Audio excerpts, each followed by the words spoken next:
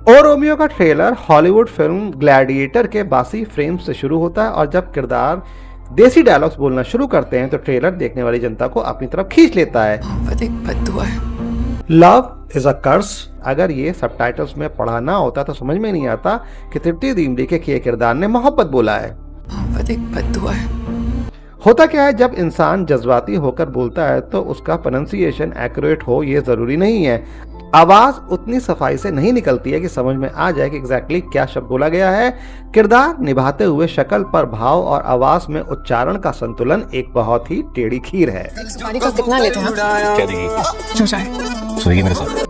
ओ Romeo विशाल भारद्वाज की बनाई हुई फिल्म है और उनकी फिल्म की खास बात ह्यूमन रिलेशन कनेक्शन की इंटेंसिटी आपको देखने को मिलती है, फिर चाहे जज्बा मोहब्बत का हो या दुश्मनी का। रंडीबाज से रोमियो। विशाल भारद्वाज की फिल्म्स का मतलब है कि आपको अच्छी एक्टिंग देखने को मिलेगी ही मिलेगी। उनकी फिल्म्स में बुरी एक्टिंग का स्कोप है ही नहीं। फिल्म फिर कितनी भी बोरिंग ना समझ में आने वाली क्यों ना हो। हम आपके हैं कौन? माधुर्य, जब कहूंगा नाचना पड़ेगा।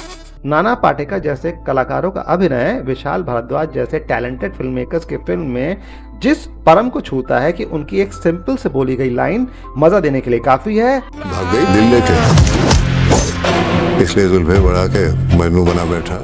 एक्टिंग किस चिड़िया का नाम है तब जाकर ये समझ में आता है और तब ये ज्यादा समझ में आता है कि नाना जैसे कलाकारों को अधकचरे फिल्म मेकर अपने गोबर ज्ञान के चलते कैसे गोबर कर देते हैं। पापा तो बैंड बजाए। विशाल भारद्वाज शेक्सपियर के काम के दीवाने हैं और एज पर क्रोक the upcoming Hindi film O Romeo is not an adaptation of William Shakespeare Romeo and Juliet.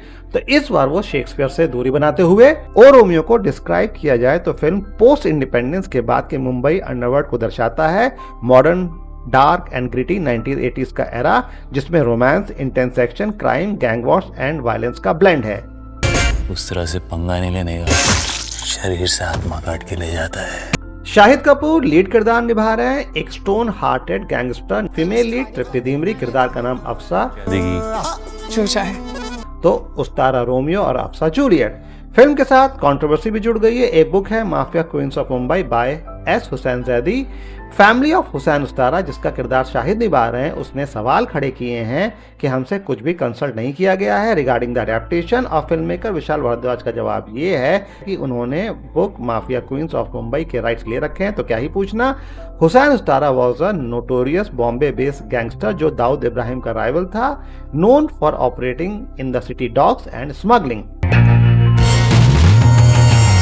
विशाल भारद्वाज की फिल्म्स में हर जगह विशाल ही विशाल दिखते हैं। म्यूजिक डायरेक्टर विशाल, स्क्रीन प्ले विशाल, डायरेक्टर विशाल, डायलॉग्स विशाल। फिल्म के हर महकमे में विशाल की छाप दिखती है। जिस कदर हर किरदार को बनाने में विशाल मेहनत करते हैं कि उनका हर किरदार अपनी ही अलग जगह बनाता दिखता है।